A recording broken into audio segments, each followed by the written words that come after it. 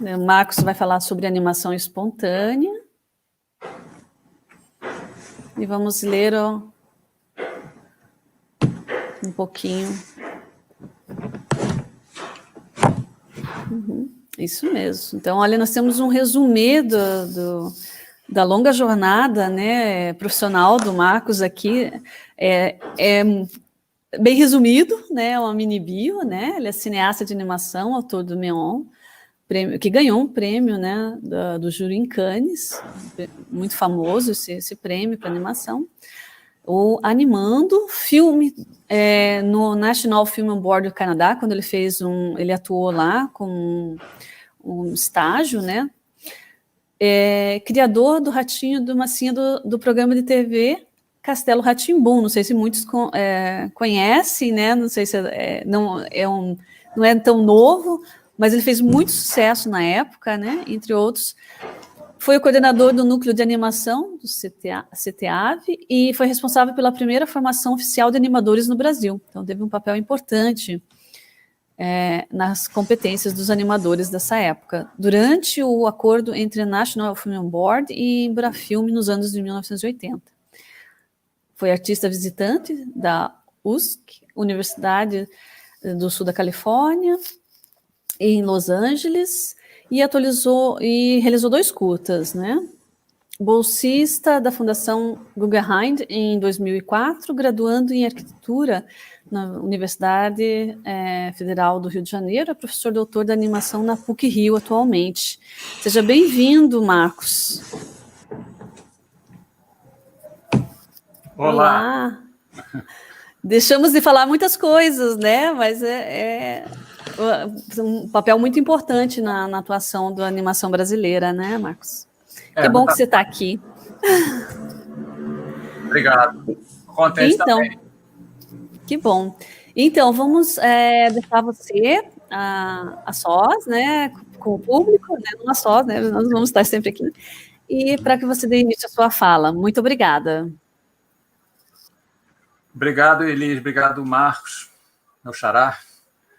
Então, eu acho muito importante a gente ter um evento com esse nome, né, baseado em animação experimental.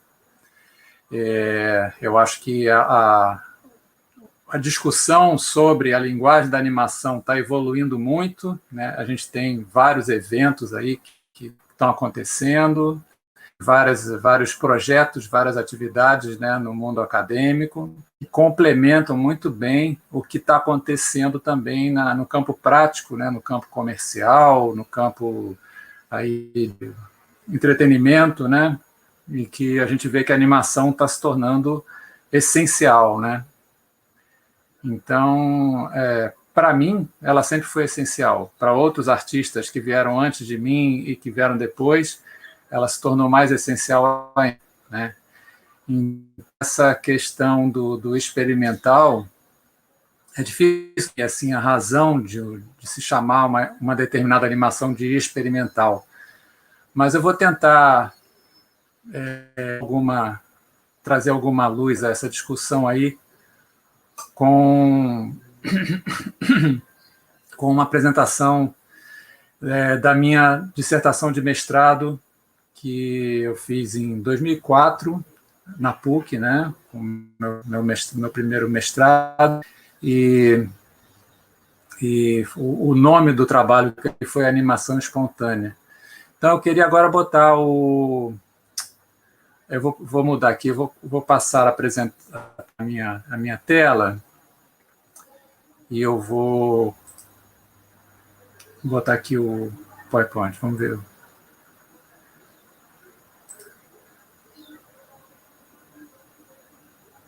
Espera aí,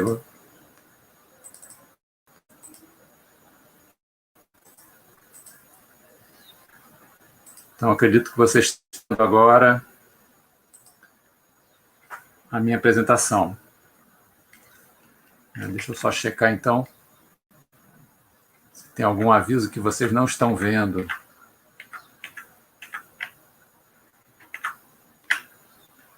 Não sei se o professor Marcos está aqui junto comigo, pode me dizer se está sendo Marcos. Compartilhando a tela direitinho. Ah, tá. Agora ficou preto. Saí de lá.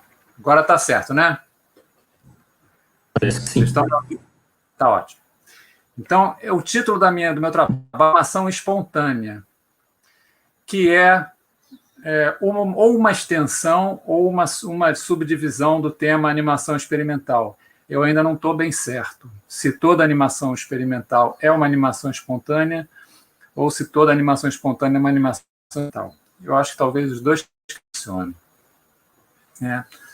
A professora Elis me pediu, a um determinado ponto das conversas aí para organizar esse evento, ela me pediu para definir 3 palavras e expressassem a animação experimental. E eu escolhi 3 palavras começadas com a letra I, não sei porquê, por coincidência, que é a invenção, que ela falou, já adiantou aí na introdução do evento, que é imprescindível, quando quem faz animação mental gosta de inventar, e todo animador que eu conheço gosta de inventar, né? Inventar processos, inventar temas, inventar formas de dizer. Dá uma interrupção, mas é que a apresentação ela não está aparecendo para o pessoal. Será que você pode tentar compartilhar de novo, por favor? Tá.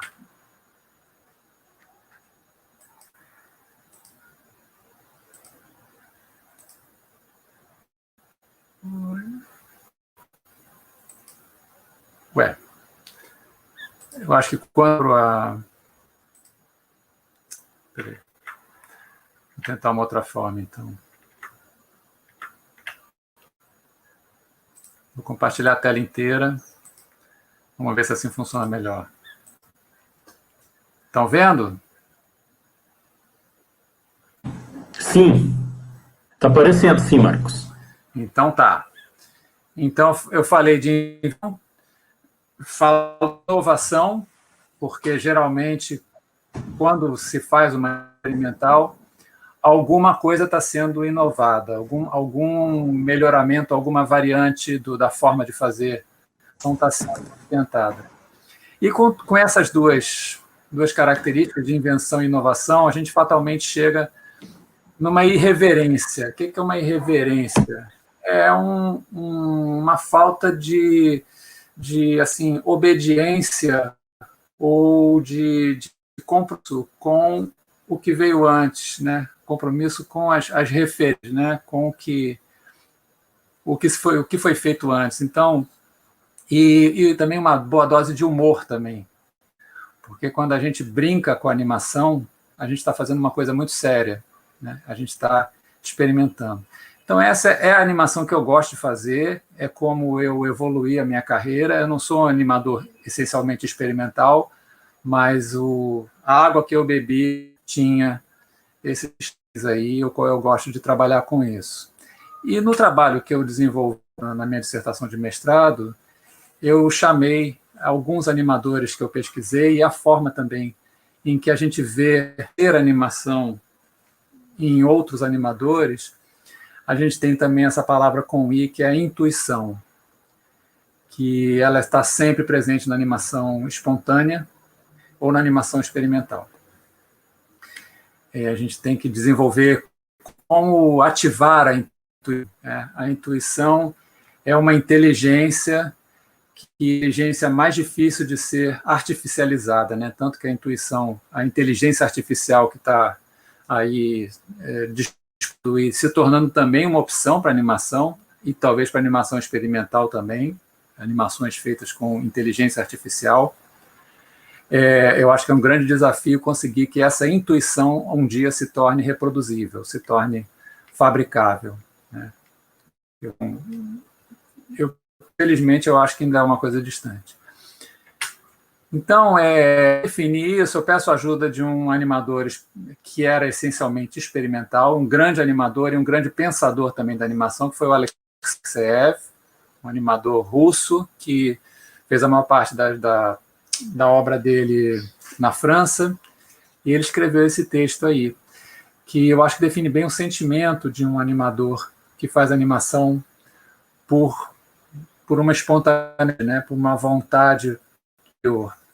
Ele afirma que a animação nos ensina como melhor a maneira pela qual o homem vê e pensa. E ela nos permite entrar na verdadeira quarta dimensão, apresentando-nos um universo desconhecido, né, que ele usou para criar novos efeitos. Ele fazia muitos efeitos fotográficos que eram maravilhosos, e a gente até hoje se pergunta como é que ele fez. E da mesma maneira que a pintura desenvolve a percepção de cores, valores e formas, a animação desenvolve de movimentos e intervalos de tempo. Então, o tempo sempre é a prima de toda animação.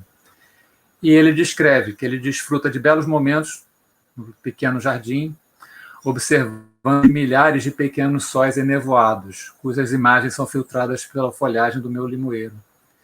Então, essa celebração, que é uma coisa cotidiana, prosaica, né, causada pela mais ligeira brisa, é uma coreografia que você não poderá perceber se fosse animação. Talvez exagerando quando ele limita isso a quem alguma percepção de animação, mas eu acho que certamente todo mundo que faz animação desse jeito que ele fazia consegue perceber coisas inusitadas no dia a dia. Então, a animação ela serve não só como uma linguagem, como uma expressão, como uma profissão, mas uma forma de aproveitar essa vida, né, da gente perceber o mundo.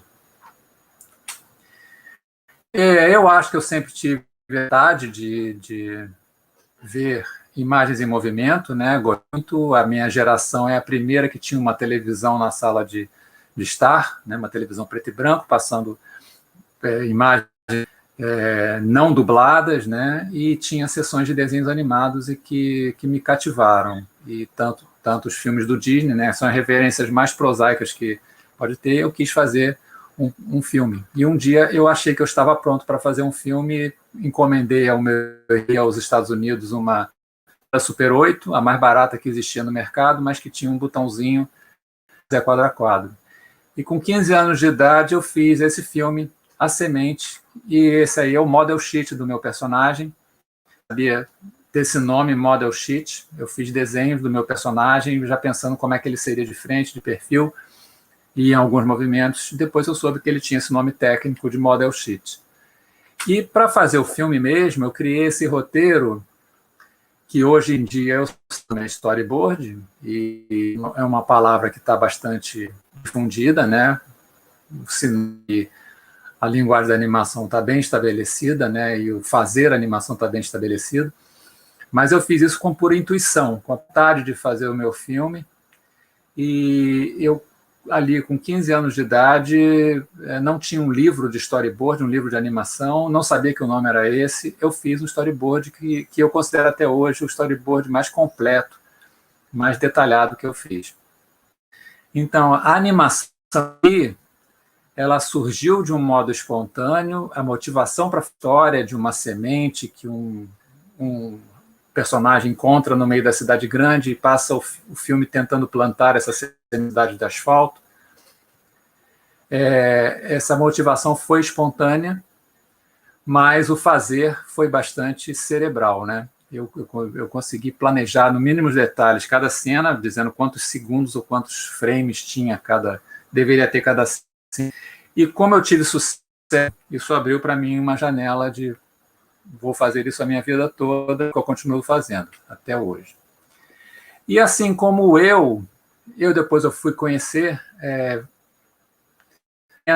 talvez milhares de animadores, né, no mundo todo, pelo fato de eu dirigir um festival de animação por quase 30 anos, de eu ter participado de vários festivais, de eu ter me interessado desde cedo, né, desde quando existia uma cinemateca moderna do Rio de Janeiro, que tinha filmes soviéticos, do leste europeu, do canadenses e tal.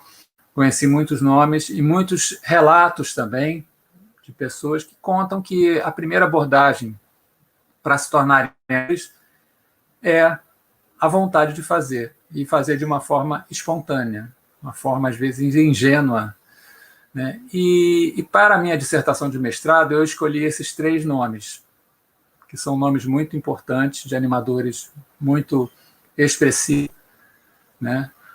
Norman McLaren, que foi o escocês que criou o departamento de animação no National Film Board do Canadá, e com quem eu convivi durante esse estágio que eu fiz no National Film Board, em que eu realizei o filme anime, e que até nos créditos eu dedico, tenho um agradecimento especial ao McLaren, por ele ter me assistido, ele ter me dado dicas importantíssimas sobre a realização do filme e de algumas técnicas específicas. E de outros animadores do National Film Board também, que me ajudaram muito. Então, confirmar essa forma de fazer animação está bem refletida no meu filme, né? O Animando, ele mostra bem um cara que está ali com vontade de animar. Para quem não passar um pouquinho no vídeo que eu vou mostrar no final dessa apresentação.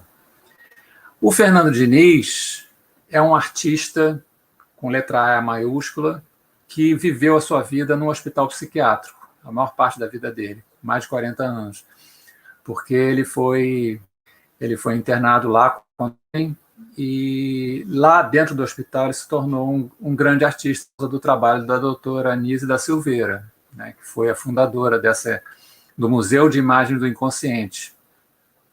Conheci o Fernando Diniz no começo dos anos 90, me encantei com essa pessoa, né, com uma pessoa que tinha um trabalho maravilhoso, mas ele perseguia fazer uma animação, e eu consegui ajudar ele a fazer uma animação.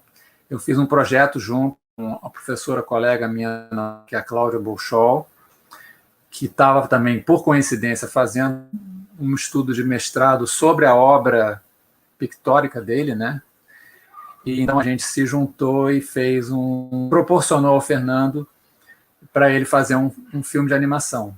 Então a gente ficou 6 anos trabalhando com ele, e no final ele realizou um curta chamado Estrela de 8 Pontas, que foi terminado assim poucos anos antes dele falecer, e ganhou vários prêmios no Festival de Havana, no Festival de Gramado, e ficou aí como uma amostra assim, de um tipo de animação que a gente só conseguiria conhecer de uma pessoa com a vivência dele. E, claro, uma animação muito espontânea, né? Eu aprendi muito com o Fernando. Eu estava ali para ensinar animação para ele, mas ele é que me ensinou muito mais além da animação, né? E o terceiro animador que eu escolhi para exemplificar foi Len Lai. O Len Lai ele é um animador que nasceu na Zelândia e que, logo que ele pôde, ele emigrou para a Inglaterra, né, clandestino. E lá ele inventou vários processos de animação, né? E desses 3, foi o único que eu não cheguei a conhecer pessoalmente, né? Morreu em 1980, mas eu conheci o biógrafo dele, Roger Rohrs, que veio ao Animamundi, conversou muito, ele me contou muito sobre a história do Len Lai. Ele tem textos sobre as figuras de movimento, né, que ele perseguia com animação, parou de perseguir com animação, ele escolheu fazer um trabalho com arte cinética, mas o trabalho dele de animação é fantástico. Então, além desses 3 nomes, eu também falei na minha dissertação, que se chama Animatânia, que eu posso estar disponível para vocês, quem se interessar. Eu falo também de experiência que trabalham com o ensino de animação do jeito espontâneo, né? Pegando a motivação das pessoas de fazer uma imagem em movimento para fazer uma experiência didática. Então, assim, uma que me impressionou muito é o Animaton, do André Leduc, também animador do National Film Board do Canadá, que ele inventou essa maratona de animação, em que é uma experiência em que, no fim de semana, eles se juntam, aprendem a fazer filmam. Na época dele não existia nem vídeo, os desenhos eram filmados com uma câmera 16mm em película e eram revelados na hora. Eles tinham um laboratório. A gente tem também as experiências do Anima Escola e do Estúdio Aberto, do Animamundi, as experiências didáticas do Animamundi, que a gente teve um campo muito rico, né, todos os anos que fizemos essas oficinas, e que, então, eu aplicava sempre essa filosofia de deixar a pessoa livre para experimentar e não ficar muito amarrada com dizer faça assim ou faça assado, use tantos frames ou menos, ou deixar a pessoa livre para explorar. E que a animação é uma coisa que está na alma de muita gente. E tem também, eu falei também na minha dissertação dessa oficina de modelo vivo. É um jeito de você desenhar corpos humanos pensando em uma possível animação. E isso é uma experiência muito que eu continuo sempre usando, sempre que possível, um curso de animação que eu tenho por. Bom, então, uma experiência assim muito prática de um processo de animação espontânea foi essa régua que eu usei para desenhar diretamente na película, de riscar a película, e que eu utilizei no filme 2, esse filme que eu realizei na UNC, que é a Universidade do Sul da Califórnia, onde eu fiquei 1 ano, onde eu estudei bastante a obra do Len Lai, tinha aulas de história da animação e tal, e consegui decifrar um dos mistérios que existem na obra dele. Eu acho que a gente pode começar a passar o filme, porque eu acho que vai dar certinho o tempo da minha apresentação. Será que a gente pode... Eu tenho ou exibir o filme do meu computador, ou o pessoal aqui do evento colocar o link do YouTube. Então, a Bruna vai colocar aqui o link do YouTube e a minha voz continua.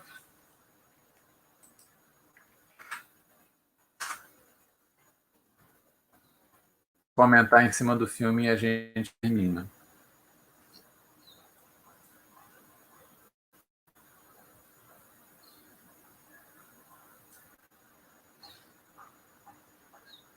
Ótimo.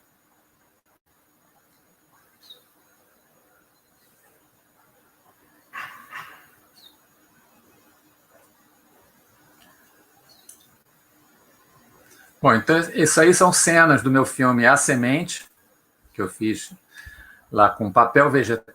Era o papel mais que eu conhecia, não conhecia o acetato, né? Que é aquele celulose totalmente transparente. E eu usava uma mesa de luz, que eu mesmo construí, com luz. E essa cena final do filme, quando a semente vira uma árvore. Essas são cenas do animando, né, em que eu estou pintando com guache sobre acrílico. O guache está diluído com glicerina para não ficar nu. Então, eu estou sempre transformando isso, assim, sem planejamento. Esse filme não tem board completo.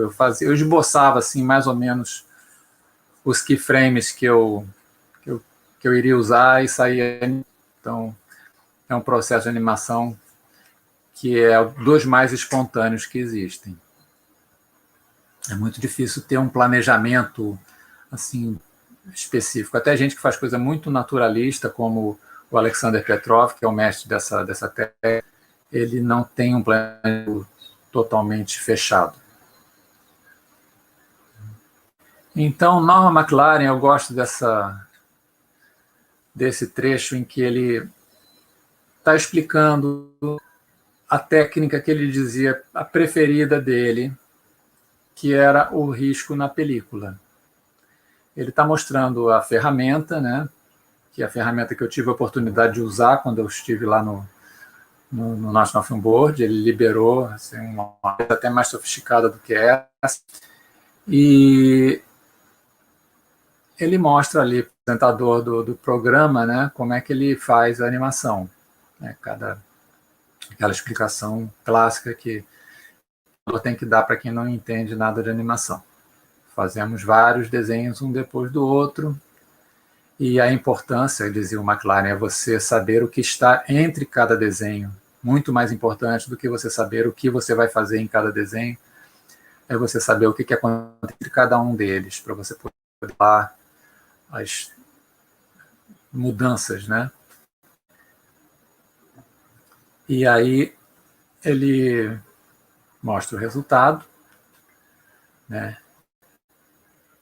E o McLaren sempre enfatizava que era a técnica que ele gostava, porque não havia grandes obstáculos. Ele estava ali, entre ele e o desenho, só tinha ar. Ele estava ali com a dele e ele pintava direto no filme, e dali, a película estando seca, ela projetada, ele via animação.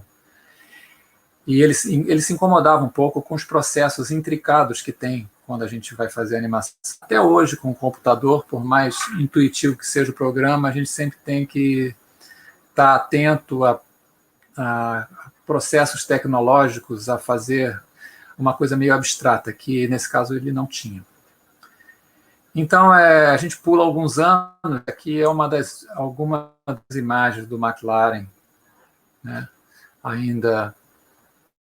Isso foi na época que eu conheci, eu já tinha vindo ao Brasil, depois do Minha Bolsa, e voltei para lá para mostrar filmes feitos no Brasil com inspiração do trabalho do National Film Board, né, com esse acordo que a gente teve no CTAV.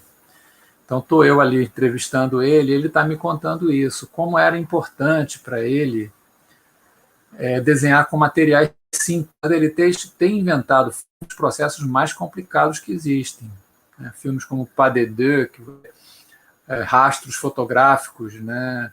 A gente vê filmes como Mosaicos, que são assim, as camadas de animações superpostas e sincronizadas. Mas o que ele gostava sempre era a simplicidade, era fazer tudo do jeito mais... da forma mais espontânea possível.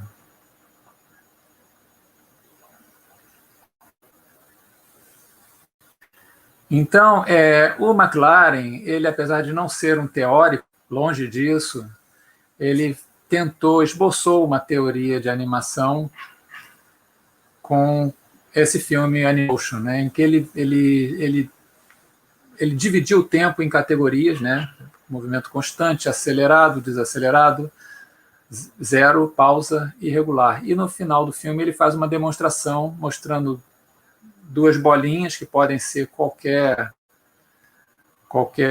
objeto, qualquer personagem, e a expressão dessas personagens é obtida apenas com o tempo, só com o que acontece de um frame para o outro.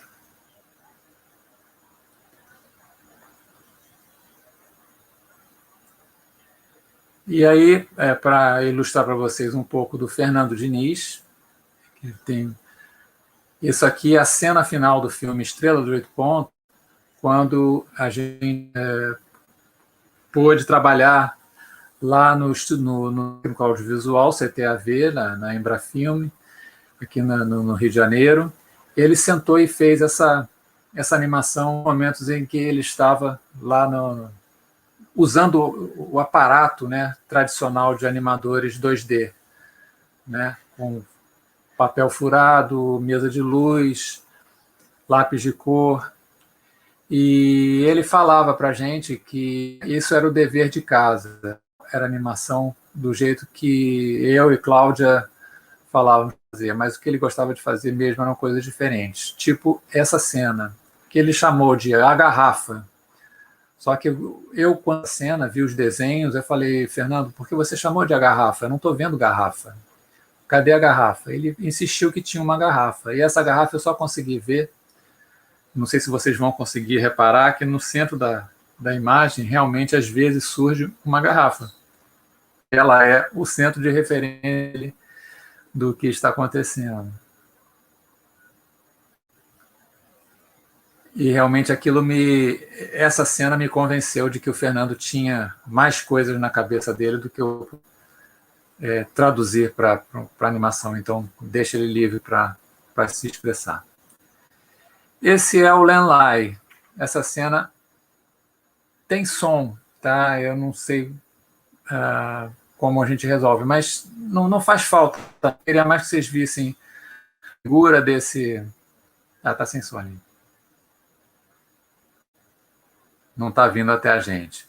Mas o que é importante é mostrar como é que ele fazia de um jeito diferente do que o McLaren. O McLaren estava desenhando em cada fotograma, fazendo uma figurinha em cada fotograma. O Len Lye não. O Len Lye, ele não se preocupava tanto com isso. Ele chegava e fazia um risco ao longo de uma película, e esse risco, então, ganhava um movimento. E nesse filme Free Rose, a gente vê rabiscos que se movem, né? Que é uma coisa que ninguém sabia explicar como é que isso tinha sido feito. Como esse rabisco começa a girar, mantendo uma coerência, como se fosse um objeto modelado em 3D, né? Numa época em que não existia computação gráfica, né? Não existia nem computador, muito menos computação gráfica para fazer, de algum jeito, eletrônico esses rabiscos. E eu consegui para esse processo e realizar ele com aquela reguinha que eu mostrei na minha última imagem, né? Então, isso aqui é a animação que eu fiz com a minha reguinha e que é o começo do curta 2, né? 2 em inglês, que eu fiz no final dessa bolsa na USC. Então, a gente vê esses rabiscos riscados na película, tá? Com a minha ferramenta, na história do Len Lye. Na verdade, o Len Lye usou para fazer animações desse tipo, ele usou uma serra de serrar, cujos dentes da serra, eles tinham a mesma distância do que a perfuração de um filme 16mm. Então, o fato desses rabiscos serem feitos eles terem um eixo ligeiramente, mas junto por uma haste, criava um efeito de perspectiva e que ia variando em cada frame. E aí, no início do meu filme, riscos que giram vão se transformando no personagem. Aí a gente já tem uma animação feita no Maya, uma animação 3D, que vai contracenar com os rabiscos para contar a minha história. Tá? Então, aqui seguindo, essa foi a apresentação da ação. Então, mostro a minha oficina com modelos vivos. Essa é uma animação que é feita por um grupo de pessoas. Em cada pessoa, involuntariamente, faz um frame. Elas desenham o modelo, cada um em um ângulo um pouquinho diferente. E quando a gente consegue filmar, unificando, né, o tamanho dos desenhos, a gente tem uma impressão de movimento de câmera. Né? Então, basicamente, é isso. Se vocês ficam curiosos para conhecer a ferramenta que fez aquele efeito, foi essa aqui. Essa aqui é a ferramenta que eu usei para ficar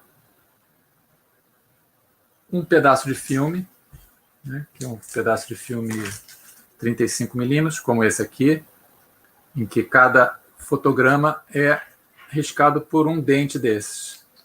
Né? No processo, para eu chegar, eu tentei uma régua também com a distância de 16mm, que é esse é outra película aqui. Isso tudo são objetos de museu, né? Mas quem já teve a oportunidade de ver ou ler sobre isso, é assim que funcionava a régua do Len Lye e que eu reproduzi para fazer o meu filme. Gente, então é isso. Eu acho que já estamos na hora. E foi isso que eu tinha que apresentar. E estou aqui para responder perguntas. Como é que fazemos isso? Pergunta, eu posso seguir aqui as perguntas que estão aqui no chat direto? Sim, só deixa eu dar um aviso antes, Marcos. Tá ótimo. Para o pessoal que quer assinar a lista de presença, tem o link do QR Code no chat. Então, acessar por ali, ok? É um aviso. Tá bom. Então, Marcos, acho que você está vendo as perguntas lá, só deixa eu fazer uma revisão aqui. Então, que você falou da importância do evento, né, a linguagem da animação, tentou contextualizar animação experimental, o que é, os pontos importantes lá, invenção, inovação, irreverência, acrescentando intuição. Aí como que fica isso nos dias de hoje, né? Acho que essa talvez seja uma pergunta importante para a gente, que transita aí do século XX para o século XXI, né? Aí depois colocou lá o Alexeyev, a questão do tempo, a questão da espontaneidade, né, dos filmes, as experiências de animação espontânea, que você já pesquisou, fruto das suas pesquisas lá. Daí mostrou alguns exemplos ali no teu filme da Semente. E daí tem algumas perguntas da turma aqui, que eu posso passar para você, pode ser assim? Pode. Então, tem gente, o pessoal perguntou lá, como se aprende hoje em dia a fazer uma animação experimental? Vou ler todas aqui, as que a gente contextualizou por enquanto, daí depois você, de repente, junta tudo. A importância disso no ambiente acadêmico, né? Como que fica... porque eu percebi que nós somos do tempo lá, você, na prática, né? Vem do mundo da prática e a gente não se aprendia isso em livro ou na academia ou em cursos. E hoje em dia acho que a maioria das pessoas talvez esteja fazendo um caminho quase que o contrário, ou simultâneo, pelo menos, né? Acho que a questão da academia, ela está sendo presente aí. Então, a questão da importância do ambiente acadêmico. Também tem uma pergunta lá da influência de Norma McLaren na animação brasileira atual. Acho que basicamente as perguntas são essas. A primeira pergunta, qual a melhor maneira de aprender animação experimental? Acho que a gente tem um ambiente hoje em dia muito propício para se fazer animação experimental, porque a gente tem uma capacidade de compartilhar enorme, né? E isso, na minha época, era pouco. Eu tinha que ir me deslocar até o Museu de Arte Moderna para saber que tinha uma sessão de filmes, né, diferentes dos filmes Disney que estavam em cartaz, né? Era uma muito grande, né? A gente contava com a sorte. Hoje em dia não, hoje em dia você tem o YouTube, que tem um monte de porcaria, mas tem também muita informação relevante. Você consegue ver. Todo dia eu vejo um filme de animação com alguma coisa diferente, né? Vocês devem ter visto essa, né? Do cara que jogava em cima do asfalto, em cima da calçada, e o cara saía fazer uma silhueta, ele batia um frame, ia fazendo animação de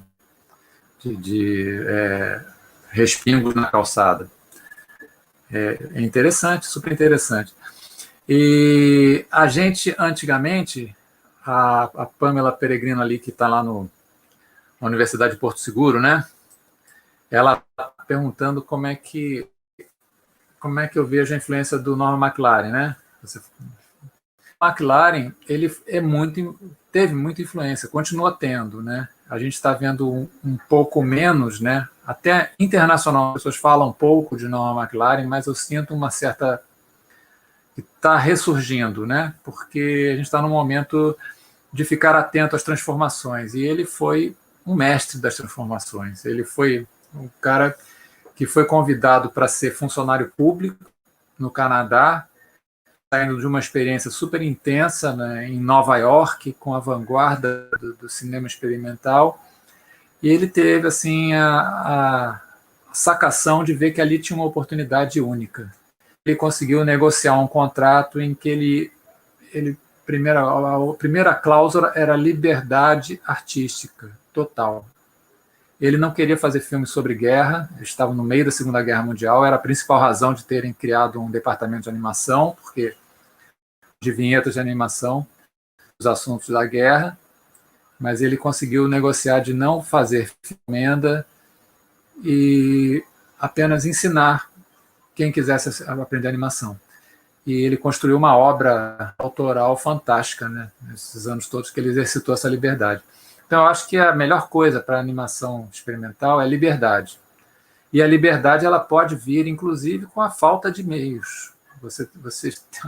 Ele também falava isso, quando ele diz que ele gostava de desenhar, porque desenhar na película naquela época ficava desenhar do jeito mais livre e possível. Você não precisava nem de uma câmera. Você ia direto no material que ia projetar as imagens e fazia a sua rabiscos e criava os seus movimentos.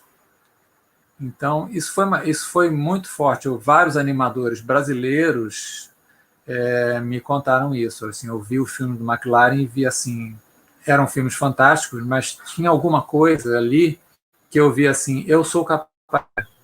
Ele desenhou com nanquim sobre película. Ele pegou um recorte de papel, ele recortou o papel e ficou mexendo. Isso eu também consigo fazer. Eu não consigo fazer um filme feito branco de neve, mas eu consigo fazer alguma coisa parecida com o Le Merle, que é um filme de recorte genial, mas feito só de pedacinhos de papel. Então, essa influência, ela continua, né? Eu acho que o Diego Ackel pode falar se ele tem ou não influência. Né? Acho que todos nós que fazemos a animação um pouquinho diferente do meio, a gente, com certeza, bebeu alguma coisa do McLaren.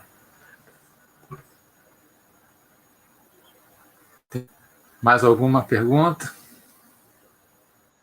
Tem uma pergunta aqui, a importância da diversidade de técnicas de animação para a educação especial, em especial educação básica. Eu acho que a gente sempre permeia essa questão da educação. Por isso que eu fiz questão de, no meu trabalho, terminar com as aplicações na educação audiovisual, né?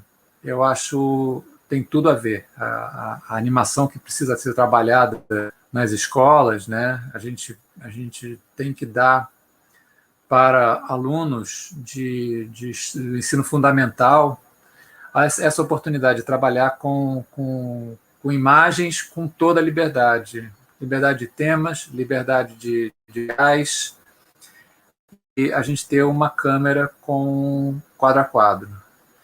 Então, a gente teve, né, a gente desenvolveu no projeto Anima Escola, qual a Pamela participou, né, a gente desenvolveu um software, o Muan, que é um software livre, gratuito, e que simples, né, que ele serve para você se acostumar a dar um valor em frames a cada imagem que você fabrica, e ver o resultado e modificar o resultado de um jeito muito intuitivo. E isso é uma liberdade enorme. Você não está preso ao jeito, ao plugin, ao pincel, ao tablet, que você tem que dominar. É uma coisa muito árdua. Não sei, eu acho que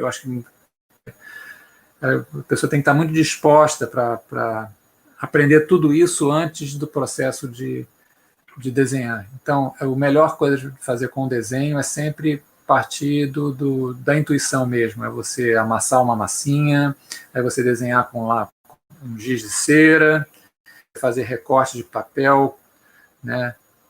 Na escola se fala recolagem, a gente quando vai fazer animação a gente corta o colagem, não existe nada colado, porque quando você cola você perde a capacidade de movimentar, então animação de recortes. E eu acho que todas essas técnicas experimentais elas são valiosíssimas para a educação. Eu acho que elas têm que ser feitas na escola, sim, na escola primária. Básica, né? Maravilha, Marcos. Tinha uma pergunta aqui ainda que perguntaram sobre animadores brasileiros, mas acho que a gente passa para você depois, se for o caso, porque meio que o tempo deu aqui. A gente tem um cronograma. Então, assim, agradecemos imensamente, né, a honra. A palestra, super importante, sempre tem coisa nova para aprender, então fica aqui o nosso agradecimento, muito obrigado pela participação. A gente fala na sequência aí. Agora, tá? Valeu, Marcos. Valeu. Agora alguém vai colocar a Elisa aqui que vai dar seguimento, depois vai estar no YouTube lá. Tá bom, deixa muito obrigada. Só agradecer uma vez, tá? Foi ótimo.